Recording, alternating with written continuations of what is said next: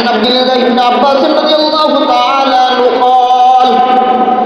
رسول الصحابي حضرت عبد الله بن عباس رضي الله تعالى عنه বলেন ولد النبي صلى الله عليه وسلم يوم الاثنين ولد النبي صلى الله عليه وسلم يوم الاثنين মায়া নবী সাল্লাল্লাহু আলাইহি ওয়াসাল্লাম সোমবার দিন জন্মগ্রহণ করেন ওয়াসকুন বিআ ইয়াউমাল ইসনাইন সোমবার দিন নবুয়ত হন ওয়া তুওফিয়া ইয়াউমাল ইসনাইন আল্লাহ রাসূল সাল্লাল্লাহু আলাইহি ওয়াসাল্লাম মৃত্যুবরণ করেন সোমবার দিনে ওয়া খারাজা মুহাজিরান মিন মক্কা ইলাল মদিনাতি ইয়াউমাল ইসনাইন